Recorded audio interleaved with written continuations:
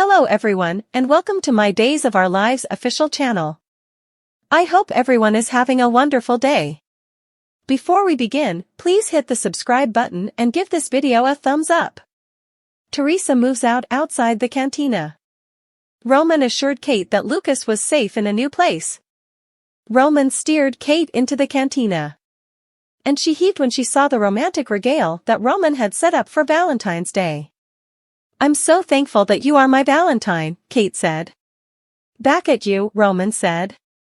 When Roman lifted the lids on their plates, Kate's eyes chivied out when she saw 2 colosseums of bone chowder. Roman started to laugh, and he explained that it was a joke. "I'll deny it if you tell anybody I did this, but I've takeout from the bistro in the warming hole," Roman said. Kate thanked Roman for regale and the laugh. "But more importantly, my love, thank you for always making me feel loved. Always making me feel safe," Kate said. "You have my heart. Always will. You're everything to me," Roman told her. After regale, Kate apologized for not having gotten a gift for Roman. "Every single day I spend with you is a gift," Roman combated. Kate and Roman agreed that they would always find their way back to one another. With a grin, Roman turned on music, and he asked Kate to dance. After a cotillion, Kate suggested that they go upstairs so that Kate could give Roman a gift. Sloane met up with Melinda at Little Bar. Confused, Melinda asked Sloane why she wasn't at home with her bodacious hubby. Sloane complained that she had been sidelined by the baby. "And I'm damn sick of it," Sloane said. Melinda advised Sloane to cut Eric some slack. "Eric is veritably nurturing. He is just doing his stylish," Melinda said. Sloane gulped down her wine. "Not with me, he is not," Sloane murmured. Sloane confessed that she was spooked. When Melinda asked Sloane what she was spooked of, a woman named Connie yelled at Melinda, "You! Lee and I were suckers, and if you had not allured him into your trap, he would still be with me and veritably important alive.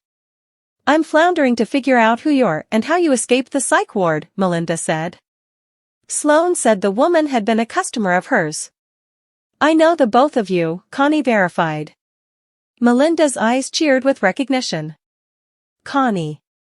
Did not Lee go on roughly one date with you?" Melinda said. Connie argued that the bone date could have turned into an awful relationship if not for Melinda. "And I would have kept him safe," Connie said. Sloane asked Connie if she was a character from a book, and Connie called Sloane an inhuman tramp. Connie turned and marched down. When Melinda remained quiet, Sloane asked what was wrong. Melinda admitted that she was sad that Lee was gone and that she allowed about him a lot. "You guys actually had commodity?" Sloane asked. "We did. And I meddled it up. Completely. I was just at a point in my life when my career was over then, and everything differently was way the hell down then, including my love life. I just took Lee for granted," Melinda said. Melinda advised Sloane not to make the same mistake with Eric. "It's not perfect. But perhaps it's good enough. Embrace it," Melinda said. Melinda reminded Sloane that Sloane had a family. "You need to stop fastening on what you are not getting and concentrate on being probative of Eric's devotion to Jude. And perhaps being a laddie more probative of the little Joe yourself. I mean, you're his mama, for heaven's sake," Melinda said. "Not really, however," Sloane said. When Melinda advised Sloane not to go there, Sloane was taken suddenly. "Where? Do not go to the Verity? That my hubby's ex-wife, A.K.A. Nicole DiMera, is actually that little baby's mama that we stole from her?" Sloane said. Melinda settled Sloane. "You more damn well flash back what all that we did to get you that baby. And more importantly, you better flash back that if anyone finds out what we did, our lives are ruined," Melinda said. Sloane said she understood. A tipsy Sloane vocalized, "No bone will ever find out about Jude and where he came from." Melinda covered Sloane's glass and advised her not to drink any further. "Go home. You have a hubby and a baby staying for you there," Melinda said. Sloane promised to pay the bill. Melinda thanked Sloane. Call me any time if you need to vent. Just do not vent to anyone differently, Melinda said. Got it, Sloane said. After Melinda walked out, Sloane ordered another drink. Across the room, Connie goggled at Sloane. When Alex returned to his apartment, Theresa was precipitously packing her effects. Alex told Theresa that she didn't need to leave.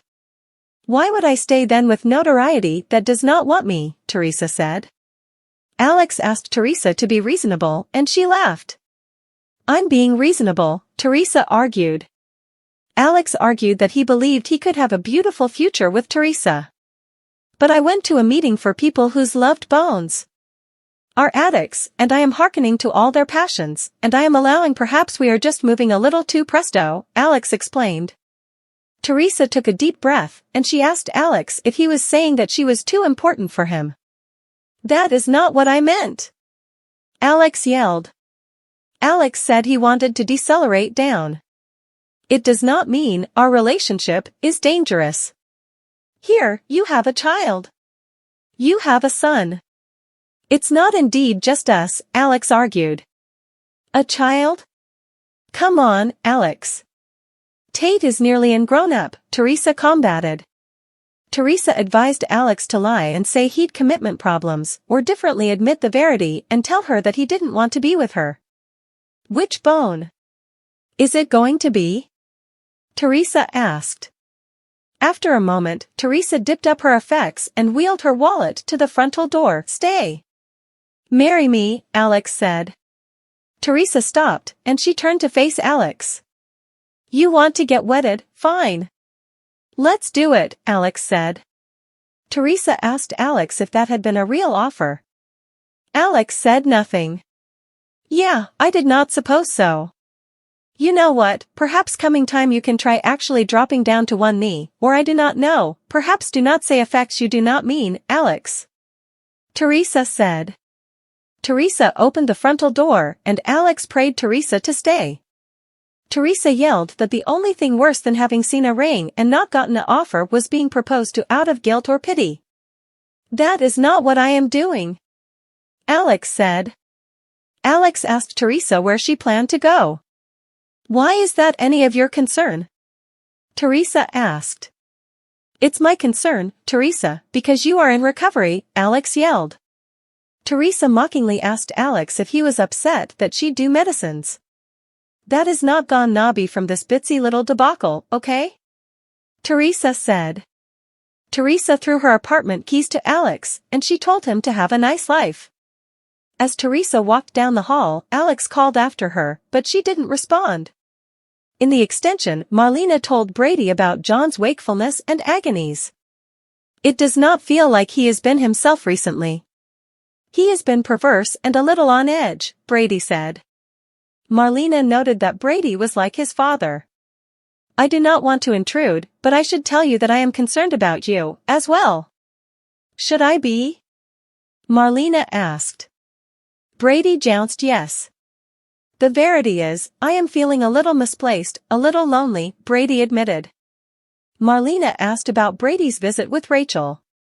Brady told Marlena how he and Kristen had fought in front of Rachel. This is my Valentine's Day. This is my life. I lost Chloe.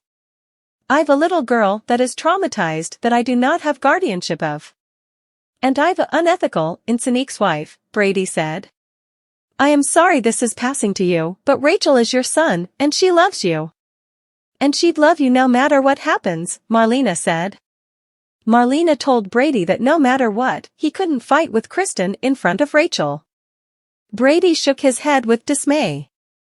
Every time I'm resolved to take the high road with Kristen for the sake of my son and not expose her to the poisonous relationship that's her mama and father, every single time I get around that lunatic wine, I lose it, Brady said plaintively.